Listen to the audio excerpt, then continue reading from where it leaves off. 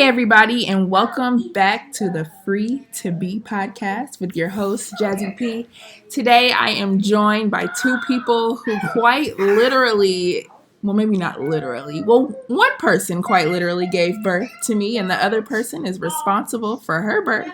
So without them, I would not be here. I am joined by my lovely mother and my grandpa. Today we're going to talk about the generations, bridging the generational gap, the pros and cons of life and everything that, goes along with that. But before that, we're going to start with a segment we have all grown to love called, You Know What Really Jams My Glock? Well, I'll go first. You know what really jams my Glock? When a creator says they're going to put something out on a certain day, they promise you. They say, hey, tune in every morning tune in every Tuesday morning and you'll get a new episode from me or a new piece of content from me, and then they don't show up. Kind of like I did this week. I'm so sorry. And I apologize. I don't want to give excuses, but what had happened was I was supposed to record with my cousin on Thursday. And then, I mixed up the times. And so she was ready to go. Kudos to her. She was ready and waiting in the room and ready to record. And then when I got on at the time I thought we were supposed to get on, I'm like, where is she? What's going on?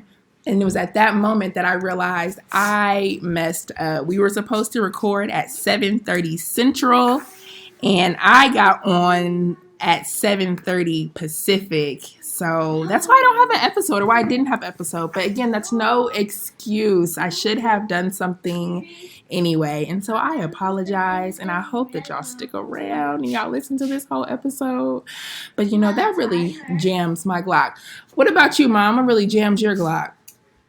Well, I don't know if it really jams my Glock, but something that really bewilders me is words in the English language that have silent letters. And it makes no sense. Talk about it. Like what? So like the word indict, for example.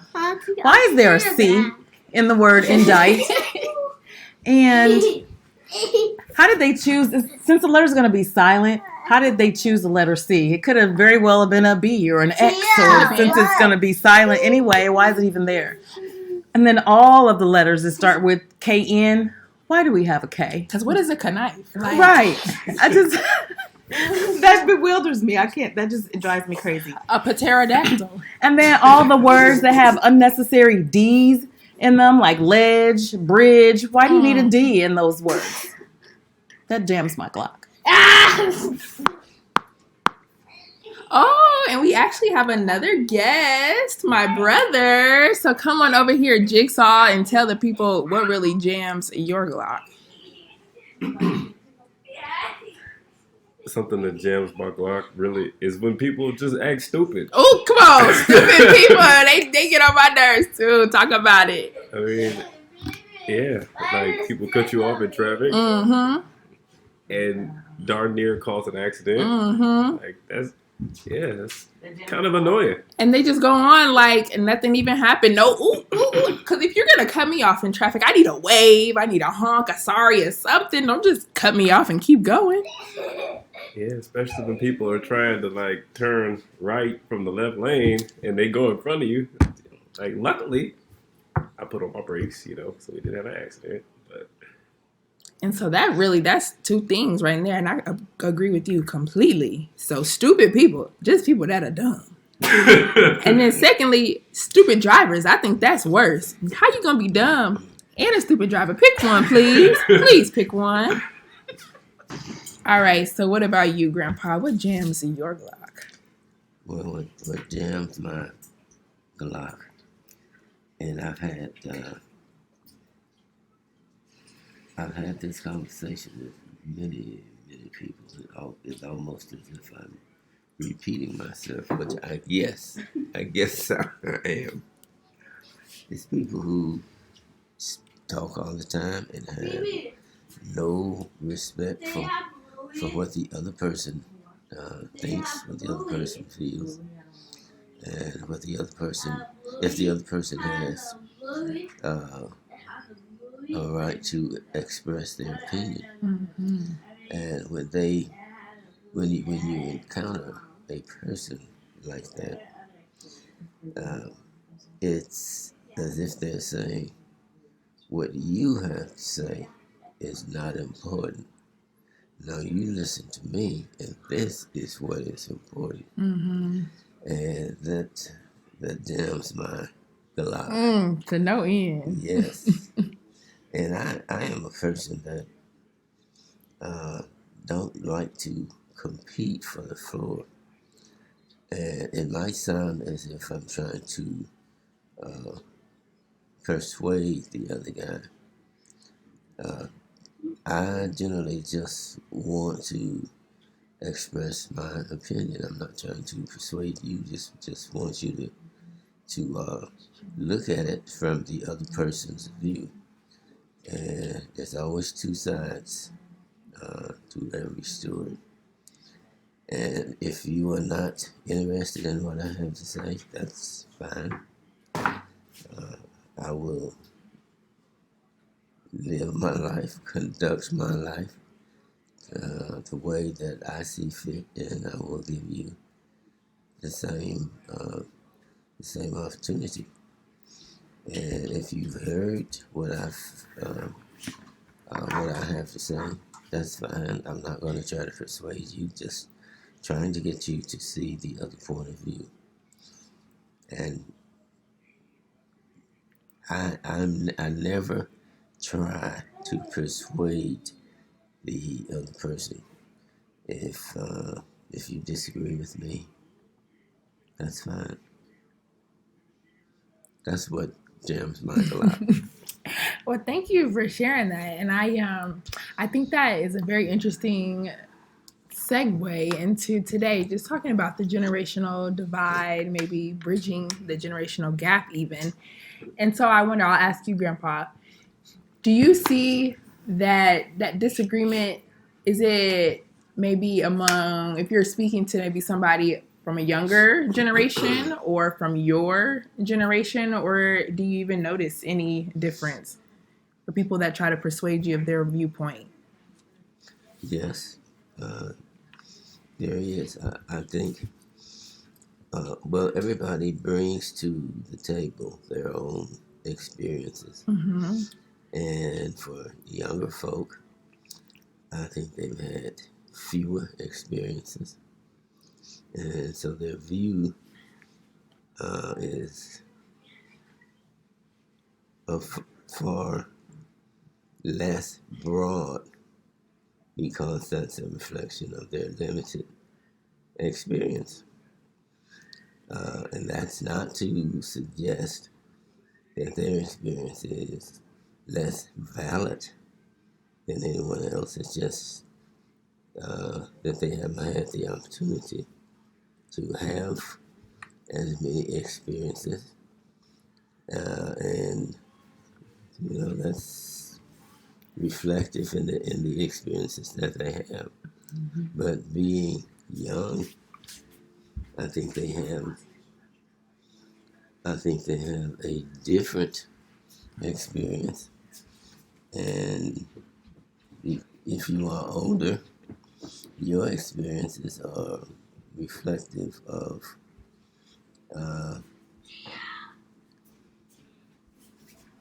things that might have been outdated.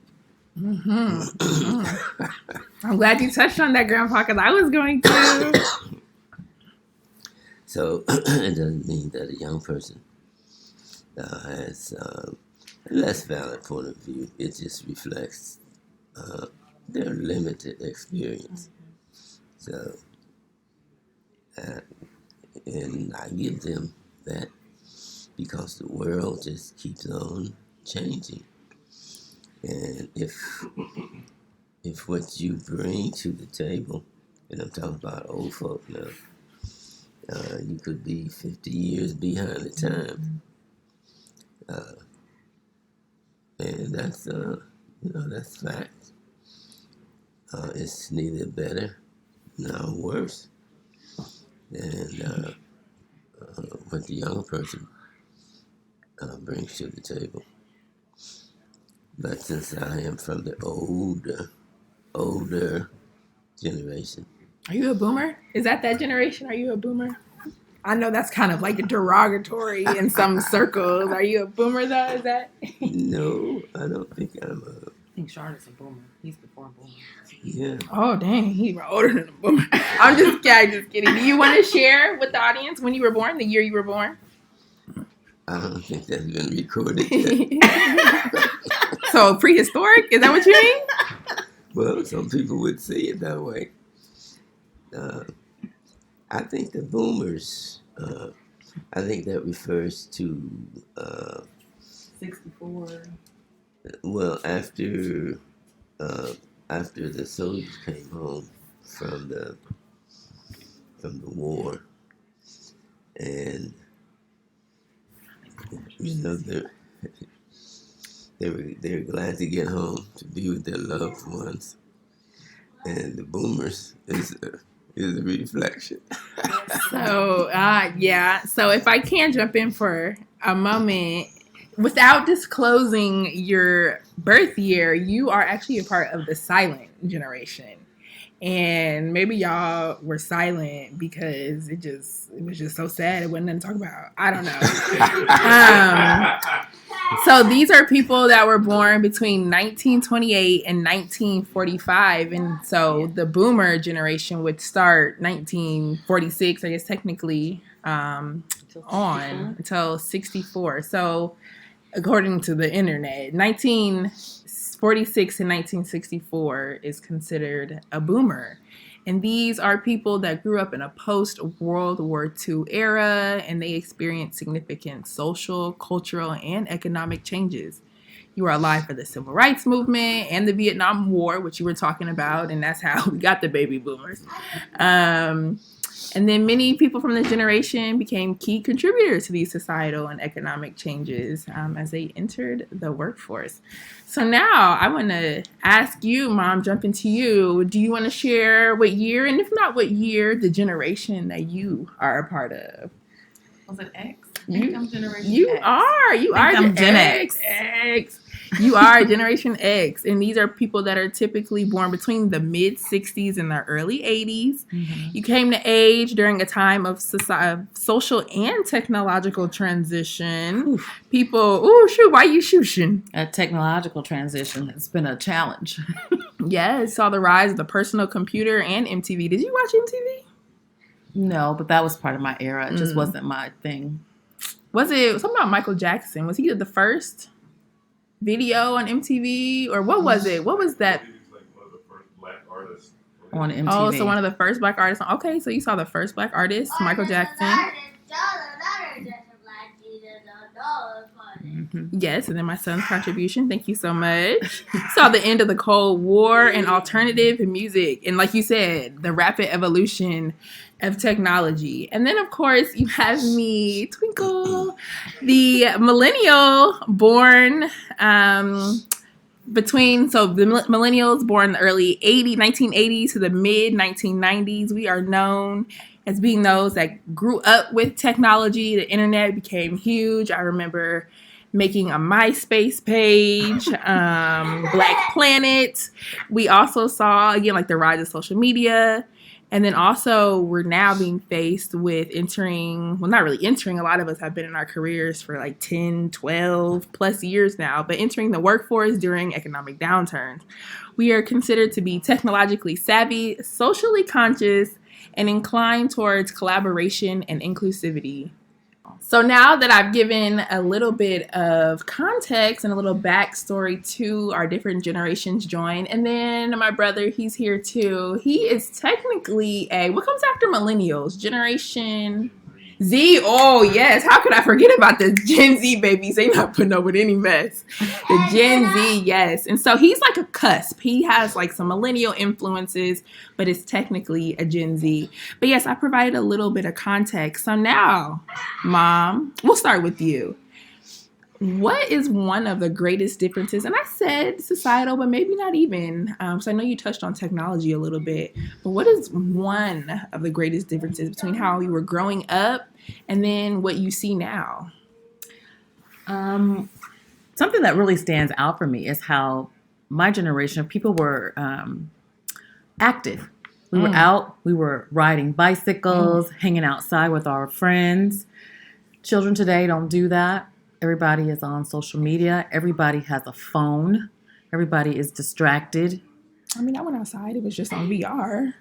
No, I mean, people were physically outside and they moved around and they met with their friends. They met socially and not on the internet. That is like the biggest thing that I've noticed. Everybody is like me, me, me, me, me. Everything is me now. You get instant gratification. Our attention spans are so much shorter because we don't have to pay attention to anything for any length of time. So that's the biggest difference that I've noticed. What about you, Grandpa? And I can jump in if you need some time to think. Well, I've had 80 years to think. Yeah, come on. They come with the 80 years of knowledge. You know, one of the things that stands out for me, and I experienced that a couple of days ago when I was trying to get some assistance with my CPAP. And I was talking to Customer service rep? To my customer service rep, and she would not let me get a word in edgeways. Original complaint. And the thing that stood out for me as being one of the most significant differences between prior generations and the generation in which I grew up in. I was, especially if you were working on a position that required you to listen to the other person. Your job was to assist the other person. And I was always taught that there's no way you can find out what the needs of the person are that you are supposed to be helping. You gotta listen. You gotta find out what their needs are. That's a word right there. Yes, and I think that's a lost skill or an unlearned skill in the prior generation. And I would like to take us back to. I wish I had a time machine. If we could go back a generation or two, where we had some concern for the other person, especially if you're working on a position where you're supposed to listen to and to help the other person. That's what your job depended on that. That would be great if we could go back to that era. But I think it's gone forever. You said you want to go back a couple generations, so that would be 2 generations ago, which would be the millennial generation, which, ding ding, another point for millennials. Because we are in generation alpha now. That's my baby. That's my son. And then Gen Z. And then millennials. So, yay. Yeah, that's really interesting. And what you said about customer service, how the representative wasn't listening and so they weren't able to help you effectively. I just thought that was a word in general. You need to listen to those around you so that you can help them and be of assistance. And that applies to more than just customer service. I like that. I think one thing that I notice now is that, and I don't even know if millennials can take responsibility, but I'm going to go ahead and take responsibility for it, being the millennial representative in this space. Just how now we're in a more inclusive and accepting, maybe even understanding of just different roles, specifically thinking of gender roles. And I did a podcast about being a modern wife and how, of course, there are still some women who prefer maybe to be home with the children and their husbands go out to work, or they stay home and their partner goes out to work. But I just really think that we are more inclusive. And honestly, bro, I'm going to give a lot of credit to Gen Z. I know they have really pushed that. But that's something that I have noticed, is that there's a lot more acceptance of just everything, not necessarily gender roles, but just a lot more acceptance of everything. And that definitely has its cons. I mean, I think some things maybe we're a little too accepting of, but I do think there was a need for a correction. Maybe we have overcorrected some. But I really like that people are more free to be themselves. They're more free to express themselves with less criticism, with less judgment, especially as it comes to dating and relationships. And, you know, we had to get into it and had to talk about it. So I just want to hear kind of a little bit of how you perceived or how you were taught about date, sex, marriage when you were coming up. I want to hear a little bit about that. Grandpa, do you want to go first? And then maybe who you learned from. I was completely on my own. and of course, when you're on your own and you don't have any role models. And I had no role models. Just did not talk about that kind of personal, private stuff. And you just you learn by doing. Sometimes your adjustment is kind of retarded because you don't have any role models, and that's probably good in some ways. Because of the era in which I was born.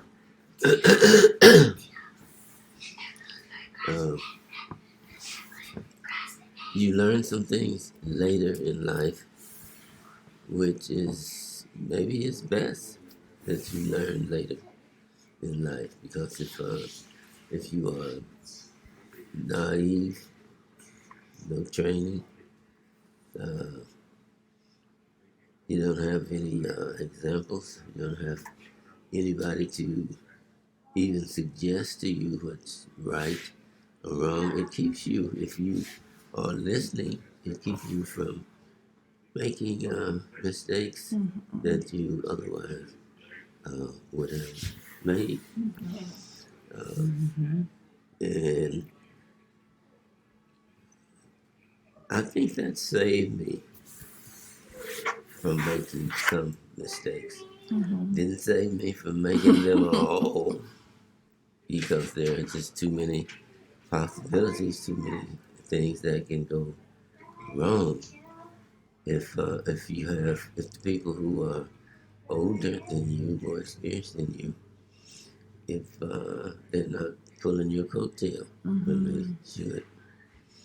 And I think that's the era in which I was born, or if I was born before that era or after it.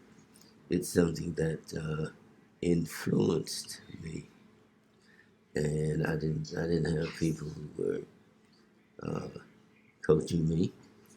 I was just so green, did not have a clue, and it's a wonder that I didn't make more mistakes and more serious mistakes than I did.